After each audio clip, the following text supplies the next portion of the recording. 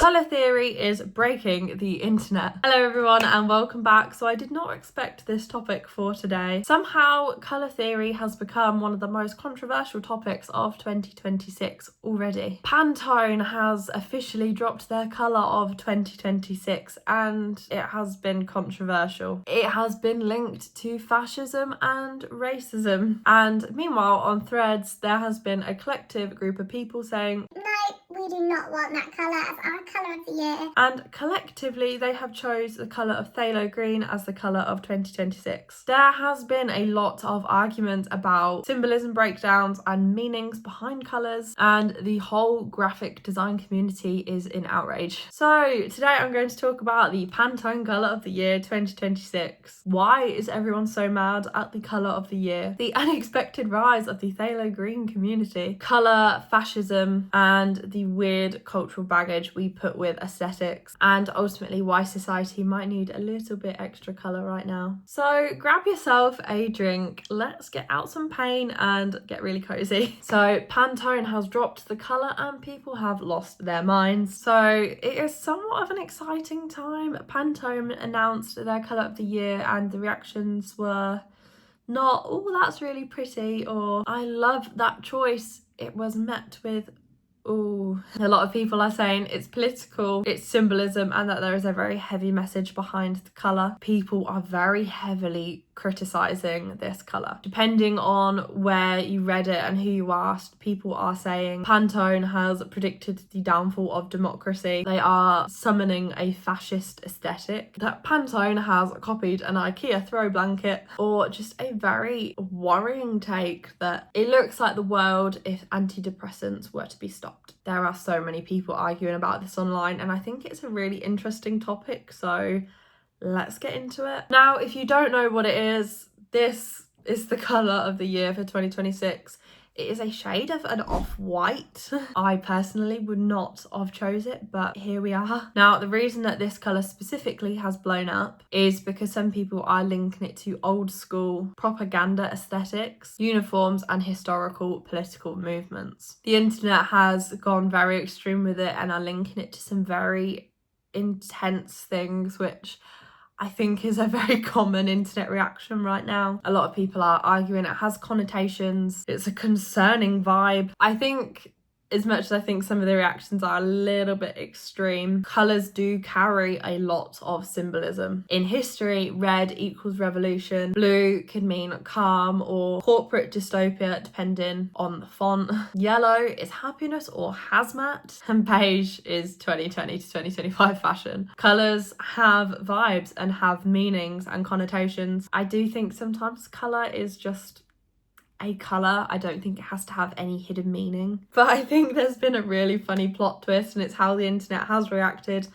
and instead have just chosen their own colour. So Threads, which I have been using a lot recently, which is kind of like just Twitter, have announced that Pantone is wrong. The colour of the year is phthalo green, and the platform has completely unified over it. Graphic designers, illustrators, people from all different corners of the internet are all unified in saying that no, this is now the colour of the year. People are attributing it to being of clearing their skin, of being hydrating and detoxifying. It realigns your chakras and cures burnout. And people saying that now phthalo green is the only acceptable colour. It is so chaotic, and it is just the most millennial rebellion I have seen. I will say I do love the colour and I think it probably would have been a better choice than the colour that Pantone did choose. However, I have my own reasons for that, as I will go on in a bit. So I think one reason why this whole conversation is really heavy is because the world just seems to be so colour draw at the moment. We've been stuck in beige clothes, beige homes, beige coffee shops, beige everywhere. It's the aesthetic right now. Minimalism is seeming to be the aesthetic of the decade so far. Everyone seemingly became really obsessed with things being neutral and clean and just kind of looking like a walking Pinterest board. And it seemed to be that just colour was removed from everywhere. I think the beige era, as kind of coined, is a really sad era. Kids are dressing up in very neutral colours and all the shops we go into are very neutral colours. It's almost like bold colours are surprising now and not to be expected. If anything, they're a shock. And I think that's a really big problem. On a wider scale, we are living in a time of burnout, anxiety, constant bad news cycles, cynical politics, fears of climate change, rising cost of living problems. Everything feels so heavy and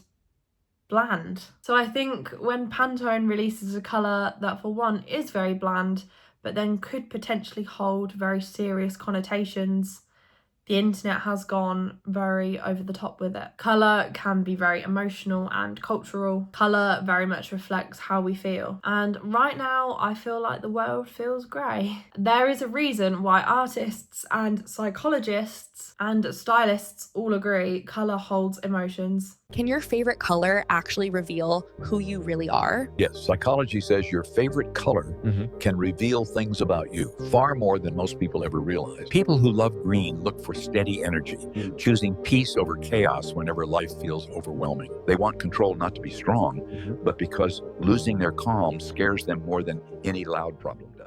And colour impacts mood. We need colour and we crave it. It is literally a stimulus for the brain. Let's talk about how your interior design choices could be affecting your mental health. I'm a girl who has anxiety, depression, and I find that whenever my apartment turned beige, my depression got worse. I understand like why we move towards a neutral aesthetic, especially with a lot of us growing up in clutter and just like chaos. And we were like, whenever I become an adult, I am not going to have that in my home. And minimalism became the thing.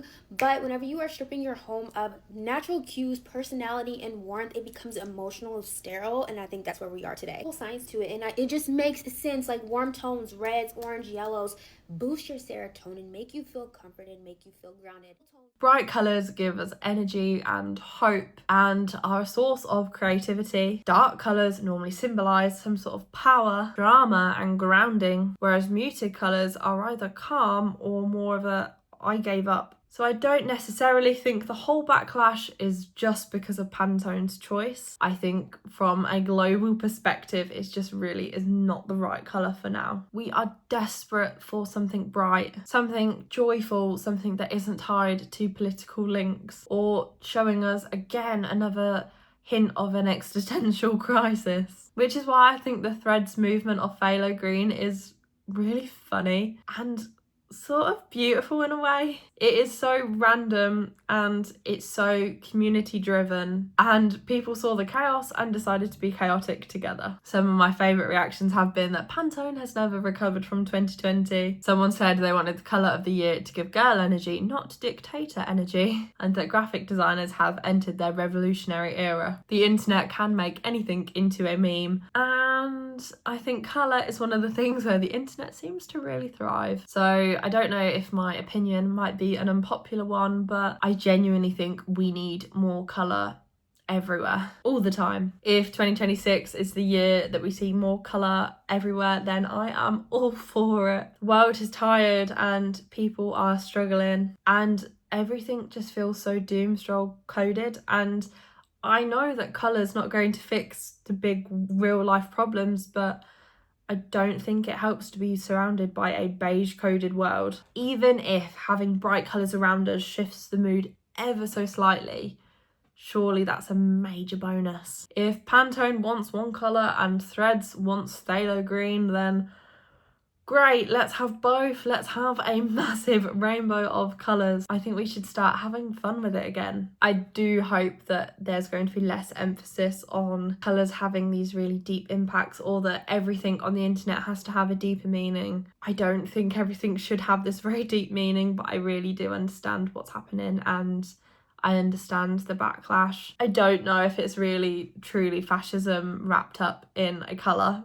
but I understand it. I understand the backlash. I think more so we should be focusing on just how depressing and dull the world is right now and how we could really encourage a lot more colour. So surely the people who are the colour specialists should be adding more of that into the world instead of just downplaying it even more. Their reasonings for the colour was saying it was somewhat of a blank canvas to start again, but I really don't think it was the right choice. What do you think the colour of the year should be? As much as I saw phthalo green, I did see a couple saying about butter yellow, which I do quite like that colour, as well as a very nice shade of aubergine that I saw popping up, but people say that was more 2027 coded. I'm not too sure, but I'm happy to hear about what you think down below. Are you team Pantone? Are you team phthalo green? Let me know. I want to hear all your chaos in the comments. If you enjoyed this weird little deep dive, please subscribe and like this video. This is something that I really did not think I would be covering, but I found it really entertaining and something that it's quite interesting and something to think about. So yeah, let me know if you enjoyed videos like this and let me know if you want to see more like it. Thanks for watching, and please go and wear something colourful today and just try and surround yourself with that little bit more positivity. Thanks for watching, and I will see you in the next one.